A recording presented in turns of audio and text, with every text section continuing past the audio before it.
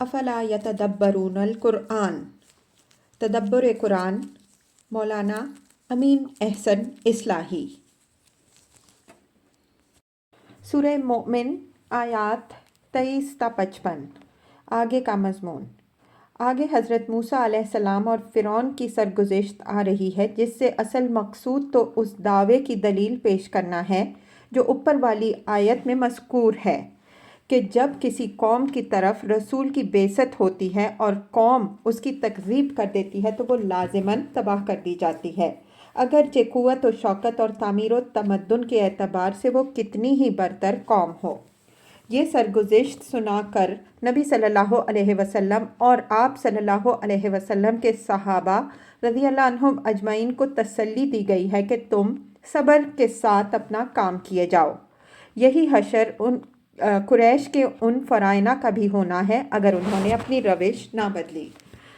ساتھ ہی اس سرگزشت کے ضمن میں خاندان فرعون کے ایک مرد مومن کی داستان بیان ہوئی ہے جو ایک مدت تک تو بربنائے مصلحت اپنے ایمان کو چھپائے رہے، لیکن جب انہوں نے دیکھا کہ حضرت موسیٰ علیہ السلام اور ان کی دعوت کے لیے آخری خطرہ پیش آ گیا ہے تو کھل کر میدان میں آ گئے اور حضرت موسیٰ علیہ السلام کی حمایت میں اپنی جان لڑا دی۔ اس مرد مومن کی سرگزشت میں جو سبق مضمر ہیں ان کی وضاحت تو آیات کی تفسیر کے ذیل میں آئے گی، یہاں اس کے چند نمایاں پہلو پیش نظر رکھیے۔ قریش کے لیڈروں کو یہ اس پہلو سے سنائی گئی ہے کہ اپنی قوم کی حقیقی خیرخواہی یہ ہے جو اس بندہ مومن نے کی، نہ کہ وہ جو اپنے زوم کے مطابق تم کر رہے ہو۔ اس مرد مومن نے جب دیکھا کہ اس کی قوم تباہی کے راستے پر چل پڑی ہے تو اپنے تمام مفادات کو بالائے طاق رکھ کر اس نے اس کو اس خطرناک اقدام سے روکنے کے لیے اپنے آپ کو خطرے میں ڈال دیا، اور تمہارا یہ حال ہے کہ تم اپنا سارا زور اور ذرا اپنی قوم کو عذاب الہی کی طرف دھکیلنے میں صرف کر رہے ہو۔ جو لوگ کسی مصلحت سے اب تک اپنے ایمان کو چھپائے ہوئے تھے، ان کو اس سرگزشت کے ذریعے سے یہ سبق دیا گیا ہے کہ ایمان کے معاملے میں مصلحت کا لحاظ اسی وقت تک جائز ہے جب تک اس سے مقصود ایمان کی حفاظت ہے اور اہل ایمان کی بہبود ہو۔ اگر ایمان اور اہل ایمان کے لیے آخری خطرہ پیش آ جائے تو تمام مصالح کو بالائے طاق رکھ کے اس مرد مومن کی طرح ہر شخص کو میدان میں آ جانا چاہیے۔ کمزور اور مظلوم مسلمانوں کو اس سرگزشت کے ذریعے سے یہ تعلیم دی گئی ہے کہ جو لوگ کلمہ حق کی سربلندی کے لیے اس مرد مومن کی طرح بازی کھیلتے ہیں، اللہ تعالیٰ ان کا یار و ناصر ہوتا ہے۔ اس روشنی میں آیات کی تلاوت فرمائیے۔ اعوذ باللہ من الشیطان الرجیم، بسم اللہ الرحمن الرحیم۔ وَلَقَدْ أَرْسَلْنَا مُوسَىٰ بِآيَاتِنَا وَسُلْطَانٍ مُّبِينٍ إِلَىٰ فِرْعَوْنَ وَهَامَانَ وَقَارُونَ فَقَالُوا سَاحِرٌ كَذَّابٌ فَلَمَّا جَاءَهُم بِالْحَقِّ مِنْ عِندِنَا قَالُوا اقْتُلُوا أَبْنَاءَ الَّذِينَ مَعَهُ وَاسْتَحْيُوا نِسَاءَهُمْ وَمَا كَيْدُ الْكَافِرِينَ إِلَّا فِي ضَلَالٍ وَقَالَ فِرْعَوْنُ ذَرُونِي أَقْتُلْ مُوسَىٰ وَلْيَدْعُ رَبَّهُ إِنِّي أَخَافُ أَن يُبَدِّلَ دِينَكُمْ أَوْ أَن يُظْهِرَ فِي الْأَرْضِ الْفَسَادَ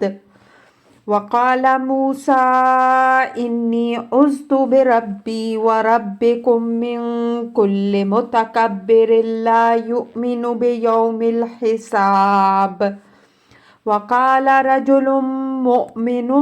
مِّنْ آلِ فِرْعَوْنَ يَكْتُمُ إِيمَانَهُ أَتَقْتُلُونَ رَجُلًا أَن يَقُولَ رَبِّيَ اللَّهُ وَقَدْ جَاءَكُم بِالْبَيِّنَاتِ مِن رَّبِّكُمْ وَإِن يَكُ كَاذِبًا فَعَلَيْهِ كَذِبُهُ وَإِن يَكُ صَادِقًا يُصِبْكُم بَعْضَ الَّذِي يَعِدُكُمْ إِنَّ اللَّهَ لَا يَهْدِي مَنْ هُوَ مُسْرِفٌ كَذَّابٌ يَا قَوْمِ لَكُمُ الْمُلْكُ الْيَوْمَ ظَاهِرِينَ فِي الْأَرْضِ فَمَن يَنصُرُنَا مِن بَأْسِ اللَّهِ إِن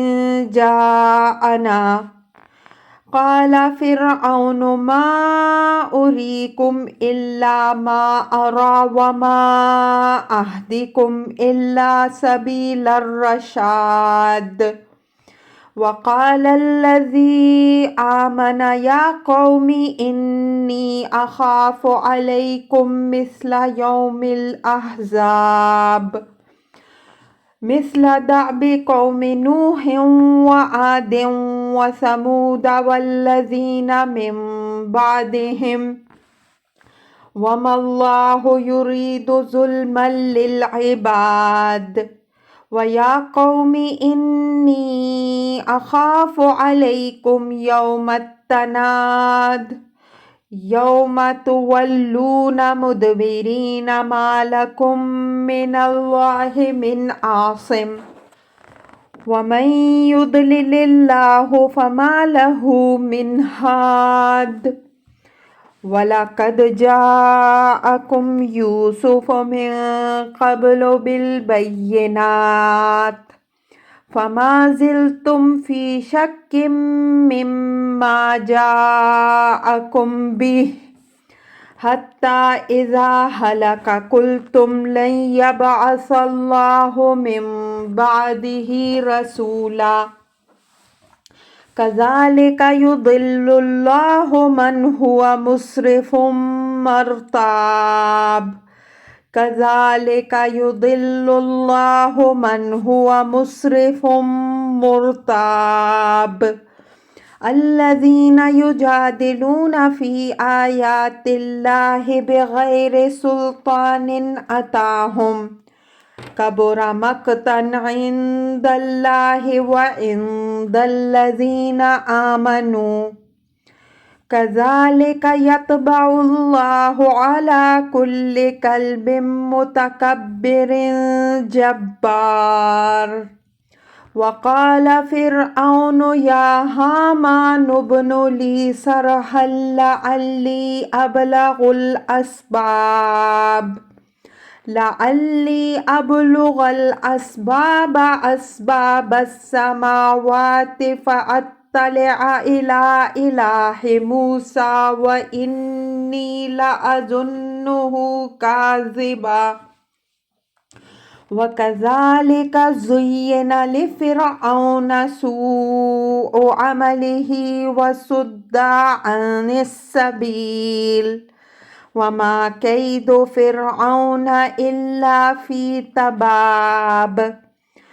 وقال الذي آمن يا قوم اتبعوني أهدكم سبيل الرشاد يا قوم إنما هذه الحياة الدنيا متاع وَإِنَّ الْآخِرَةَ هِيَ دَارُ الْقَرَارِ مَنْ عَمِلَ سَيِّئَةً فَلَا يُجْزَى إِلَّا مِثْلَهَا وَمَنْ عَمِلَ صَالِحًا مِنْ ذَكَرٍ أَوْ أُنْثَى وَهُوَ مُؤْمِنٌ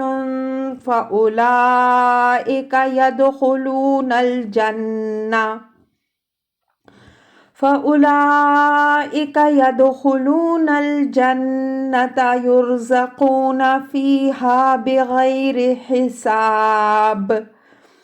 ويا قوم ما لي أدعوكم إلى النجاة وتدعونني إلى النار تدعونني لأكفر بالله وأشرك به ما ليس لي به علم وأنا أدعوكم إلى العزيز الغفار لا جرم أنما تدعونني إليه ليس له دعوة في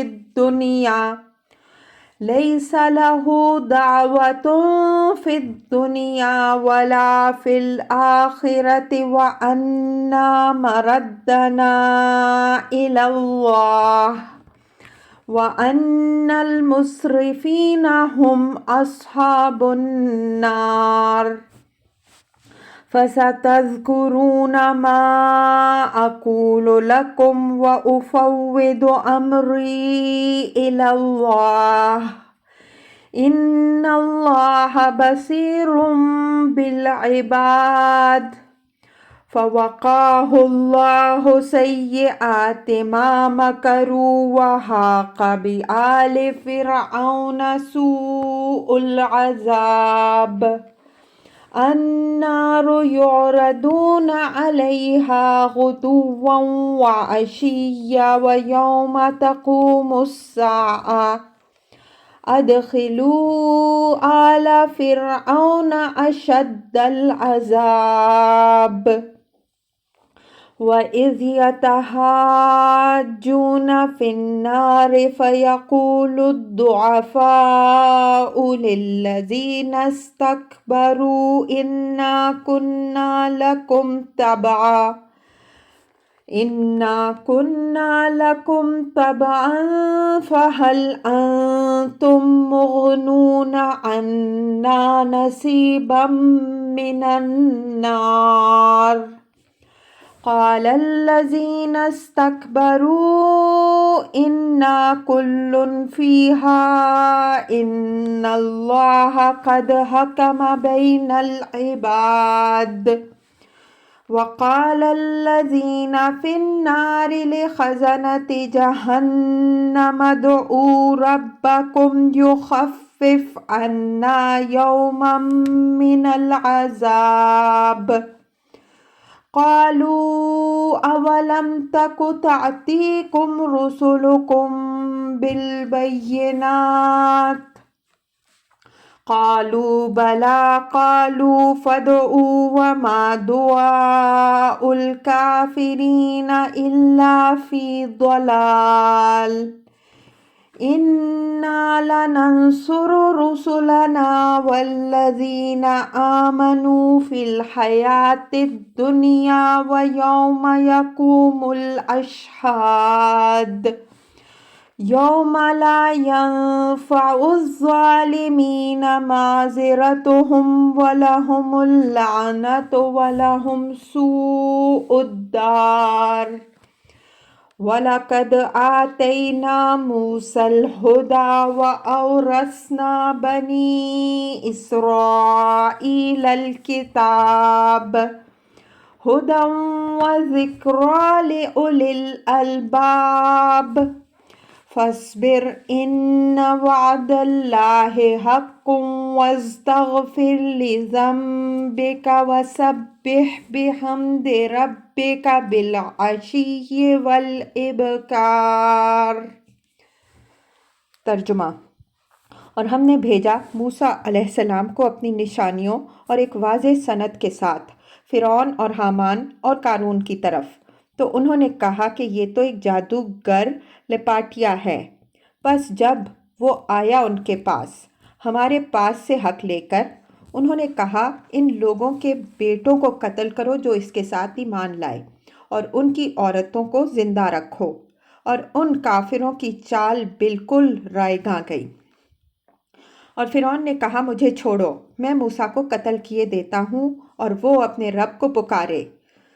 مجھے اندیشہ ہے کہ کہیں وہ تمہارا دین نہ بدل ڈالے یا ملک میں بغاوت نہ پھیلا دے۔ اور موسیٰ نے کہا میں نے اپنے اور تمہارے رب کی پناہ لی، ہر اس متکبر کے شر سے جو روز حساب پر ایمان نہیں رکھتا۔ اور آل فرعون میں سے ایک مرد مومن نے جو اپنے ایمان کو چھپائے ہوئے تھا کہا کیا تم لوگ ایک شخص کو اس بنا پر قتل کرو گے کہ وہ کہتا ہے کہ میرا رب اللہ ہے، درحالانکہ وہ تمہارے رب کی جانب سے نہایت واضح نشانیاں بھی لے کر آیا ہے، اور اگر وہ جھوٹا ہوگا تو اس کے جھوٹ کا وبال اسی پر پڑے گا، اور اگر وہ سچا ہوا تو اس کا کوئی حصہ تم کو پہنچ کے رہے گا جس کی وہ تم کو وعید سنا رہا ہے۔ اللہ اس کو بامراد نہیں کرے گا جو حد سے گزرنے والا لپاٹیا ہوگا۔ اے میری قوم کے لوگوں، آج تمہارے ہاتھ میں اقتدار ہے، تم ملک میں غالب ہو، تو اللہ کے عذاب کے مقابل میں ہماری مدد کون کرے گا اگر وہ ہم پر آ گیا؟ فرعون بولا کہ میں تم کو اپنی سوچی سمجھی رائے بتا رہا ہوں اور میں تمہاری رہنمائی ٹھیک سیدھی راہ کی طرف کر رہا ہوں۔ اور جو ایمان لایا تھا اس نے کہا، اے میرے ہم قوموں، میں تم پر اسی طرح کے عذاب کا اندیشہ رکھتا ہوں جس طرح کا عذاب گروہوں پر آیا، مثلاً وہ عذاب جو قوم نوح علیہ السلام اور عاد اور سمود اور ان لوگوں پر آیا جو اس کے بعد ہوئے۔ اور اللہ تعالیٰ بندوں پر کسی طرح کا ظلم نہیں چاہتا۔ اے میرے ہم قوموں، میں تم پر ہانک پکار کے دن کا اندیشہ رکھتا ہوں، جس دن تم پیٹھ پھیر کر بھاگو گے اور تم کو خدا سے بچانے والا کوئی نہیں ہوگا، اور جس کو خدا گمراہ کر دے تو اس کو ہدایت دینے والا کوئی نہیں بن سکتا۔ اور یوسف علیہ السلام اس سے پہلے واضح تعلیمات کے ساتھ آئے تو تم ان کی لائی ہوئی باتوں کی طرف سے برابر شک ہی میں رہے، یہاں تک کہ جب ان کی وفات ہو گئی تو تم نے سمجھا کہ اب اللہ کسی کو رسول بنا کر نہیں بھیجے گا۔ اسی طرح اللہ ان لوگوں کو گمراہ کر دیتا ہے جو حدود سے تجاوز کرنے والے اور شبہات میں پڑے رہنے والے ہوتے ہیں، جو اللہ کی آیات کے باب میں کٹ حجتی کرتے ہیں بغیر کسی دلیل کے جو ان کے پاس آئی ہو۔ اللہ اور اہل ایمان کے نزدیک وہ نہایت مبغوض ہیں۔ اسی طرح اللہ مہر کر دیا کرتا ہے ہر متکبر و جبار کے دل پر۔ اور فرعون نے کہا، اے حامان، میرے لیے ایک عمارت بنواؤ کہ میں اطراف میں پہنچوں، آسمانوں کے اطراف میں، پس موسیٰ علیہ السلام کے رب کو جھانک کر دیکھوں۔ میں تو اس کو ایک بالکل جھوٹا خیال کرتا ہوں۔ اور اس طرح فرعون کی نگاہوں میں اس کی بد عملی کھبا دی گئی اور وہ سیدھی راہ سے روک دیا گیا، اور فرعون کی چال برباد ہو کے رہی۔ اور مرد مومن نے کہا کہ اے میری قوم کے لوگوں، تم میری پیروی کرو، میں تمہاری رہنمائی سیدھی راہ کی طرف کر رہا ہوں۔ اے میری قوم، یہ دنیا کی زندگی تو متاع چند روزہ ہے، اصل دارالقرار تو آخرت ہے۔ جو کسی برائی کا ارتکاب کرے گا وہ اسی کے مانند بدلہ پائے گا، اور جو کوئی نیک عمل کرے گا، خواہ مرد ہو یا عورت، اور وہ مومن بھی ہوا، تو وہی لوگ جنت میں داخل ہوں گے جس میں وہ بے حساب رزق و فضل پائیں گے۔ اور اے میرے ہم قوموں، کیا بات ہے کہ میں تمہیں نجات کی طرف بلا رہا ہوں اور تم مجھے دوزخ کی دعوت دے رہے ہو۔ تم مجھے بلا رہے ہو کہ میں خدا کا کفر کروں اور اس کا شریک ایسی چیزوں کو ٹھہراؤں جن کے باب میں مجھے کوئی علم نہیں، اور میں تم کو خدائے عزیز و غفار کی دعوت دے رہا ہوں۔ حقیقت یہ ہے کہ جن کی تم مجھے دعوت دے رہے ہو ان کی کوئی آواز نہ دنیا میں ہے نہ آخرت میں، اور ہم سب کی واپسی اللہ ہی کی طرف ہونی ہے، اور جو حدود سے تجاوز کرنے والے ہیں وہی دوزخی ہوں گے۔ تو تم عنقریب ان باتوں کو یاد کرو گے جو میں تم سے کہہ رہا ہوں، اور میں اپنا معاملہ اللہ کے حوالے کرتا ہوں۔ بے شک اللہ ہی بندوں کا نگران حال ہے۔ پس اللہ نے اس کو ان کی چالوں کی آفتوں سے محفوظ رکھا اور فرعون والوں کو میرے عذاب نے گھیر لیا۔ آگ ہے جس پر صبح و شام وہ پیش کیے جاتے ہیں، اور جس دن قیامت ہوگی حکم ہوگا کہ فرعون والوں کو بدترین عذاب میں داخل کرو۔ اور جب کہ وہ دوزخ میں آپس میں جھگڑیں گے تو زیر دست ان لوگوں سے جو بڑے بنے رہے ہیں کہیں گے کہ ہم آپ لوگوں کے پیرو بنے رہے، تو کیا آپ لوگ عذاب دوزخ کا کچھ حصہ بھی ہماری جگہ اپنے سر لینے والے بنیں گے؟ جو بڑے بنے رہے وہ جواب دیں گے، اب تو ہم سب ہی اس میں ہیں۔ اللہ نے بندوں کے درمیان فیصلہ فرما دیا، اور اہل دوزخ دوزخ کے داروغوں سے کہیں گے کہ اپنے رب سے درخواست کرو کہ ہمارے عذاب میں سے ایک دن کی تخفیف فرما دے۔ وہ جواب دیں گے، کیا تمہارے پاس تمہارے رسول واضح دلیلیں لے کر نہیں آتے رہے؟ وہ جواب دیں گے، ہاں آتے تو ضرور رہے۔ وہ کہیں گے، تو اب تم ہی درخواست کرو، اور کافروں کی پکار بالکل صدا بصحرا ثابت ہوگی۔ اور بے شک ہم مدد کرتے ہیں اپنے رسولوں اور ایمان والوں کی، دنیا کی زندگی میں بھی اور اس دن بھی کریں گے جس دن گواہوں کی روپ کاری ہوگی، جس دن اپنی جانوں پر ظلم ڈھانے والوں کو ان کی معذرت کچھ نفع نہیں دے گی، اور ان کے اوپر لعنت ہوگی، اور ان کے لیے برا ٹھکانہ ہوگا۔ اور ہم نے موسیٰ علیہ السلام کو ہدایت فرمائی اور بنی اسرائیل کو کتاب کا وارث بنایا، اہل عقل کی رہنمائی اور یاد دہانی کے لیے۔ تو تم ثابت قدم رہو، یقیناً اللہ کا وعدہ شدنی ہے، اور اپنے گناہ کی معافی چاہتے رہو، اور صبح و شام اپنے رب کی تسبیح کرتے رہو اس کی حمد کے ساتھ۔ الفاظ کی تحقیق اور آیات کی وضاحت۔ وَلَقَدْ أَرْسَلْنَا مُوسَىٰ بِآيَاتِنَا وَسُلْطَانٍ مُّبِينٍ۔ آیات سے مراد وہ احکام و ہدایات ہیں جو حضرت موسیٰ علیہ السلام فرعون اور اس کے درباریوں کے پاس لے کر آئے، اور سلطان مبین سے اشارہ یہاں معجزہ عصا کی طرف ہے، جس کی نوعیت ایک خدائی سند کی تھی جو حضرت موسیٰ علیہ السلام کو عطا ہوئی تھی کہ فرعون اور اس کے اعیان کو ان کے خدائی سفیر ہونے کے باب میں کسی شک کی گنجائش نہ رہے۔ لفظ سلطان قرآن میں سند، اختیار نامہ، پروانہ اور اتھارٹی کے مفہوم میں جگہ جگہ استعمال ہوا ہے۔ اس کی وضاحت اس کے محل میں ہو چکی ہے۔ مزید وضاحت سورہ رحمان میں لا تنفذون الا بسلطان کے تحت آئے گی۔ الی فرعون وہامان وقارون فقالوا ساحر کذاب۔ یہاں فرعون کے ساتھ اس کے ان بڑے لیڈروں کا بھی ذکر کیا ہے جو حضرت موسیٰ علیہ السلام کی مخالفت میں سب سے زیادہ سرگرم تھے۔ ان دونوں کا ذکر پچھلی صورتوں میں بھی تفصیل سے ہو چکا ہے۔ ان میں سے ایک قارون نسلاً اسرائیلی تھا، لیکن اس نے فرعونی حکومت کے زیر سایہ بے شمار دولت اکٹھی کر لی تھی، اور یہی دولت اس کے لیے حضرت موسیٰ علیہ السلام کی مخالفت کا سب سے بڑا سبب بنی۔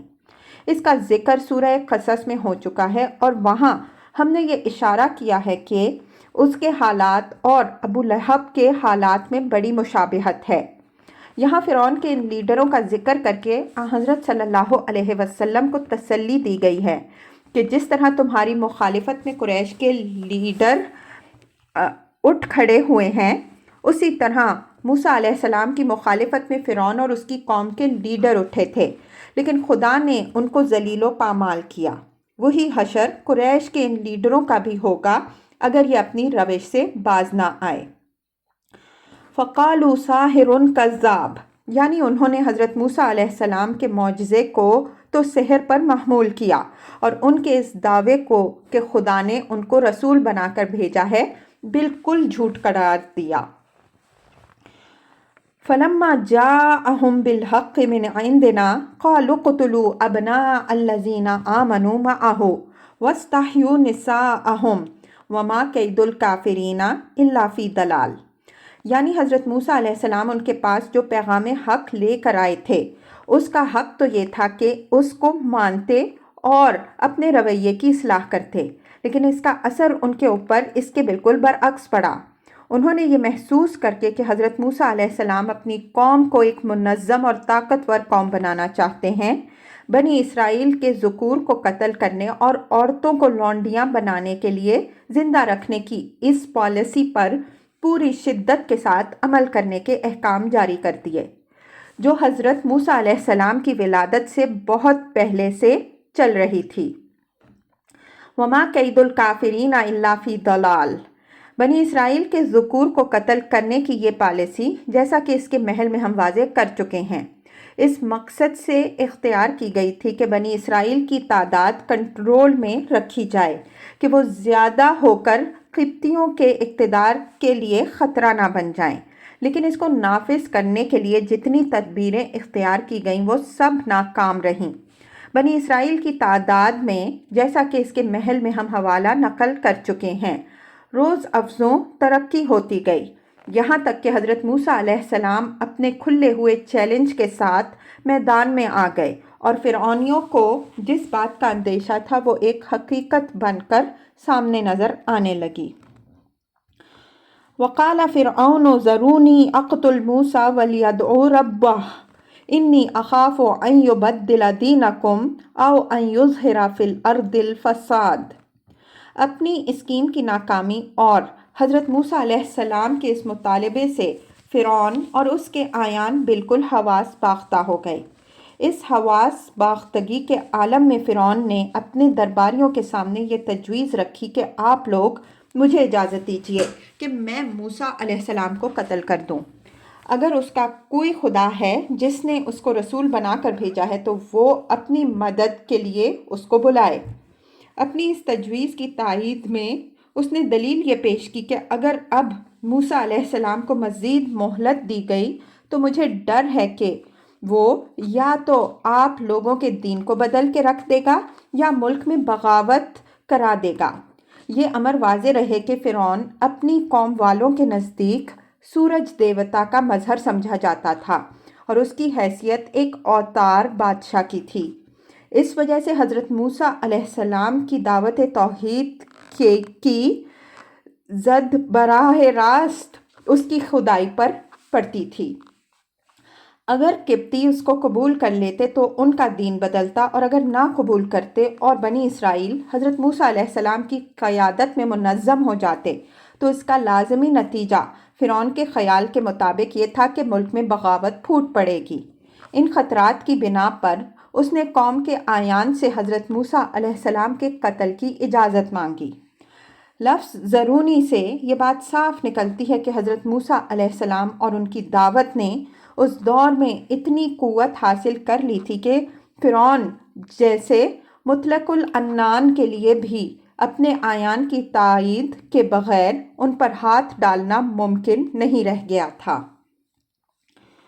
وقال موسیٰ انی عذت بربی وربکم من کل متکبر لا یؤمن بیوم الحساب۔ حضرت موسیٰ علیہ السلام کو فرعون کے اس ارادہ کی اطلاع ہوئی تو انہوں نے اپنا معاملہ اپنے رب کے حوالے کیا کہ میں ہر اس متکبر کے شر سے جو روز حساب پر ایمان نہیں رکھتا اپنے اور تمہارے رب کی پناہ مانگتا ہوں۔ تمہارے رب کے الفاظ یہاں بطور تذکیر و تنبیہ ہیں، یعنی یاد رکھو کہ وہی تمہارا بھی رب ہے، اس کے سوا کوئی اور رب نہیں ہے جس کے بل پر کوئی کچھ کر سکے۔ من کل متکبر لا یؤمن بیوم الحساب۔ تکبر در حقیقت حق سے اعراض کا نام ہے جو نتیجہ ہے انانیت اور خود پرستی کا، اور یہ چیز پیدا ہوتی ہے آخرت پر ایمان نہ ہونے سے۔ جو شخص آخرت کو نہیں مانتا وہ ایک مطلق العنان ہے، جو کچھ بھی کر گزرے اس سے بعید نہیں۔ وقال رجل مؤمن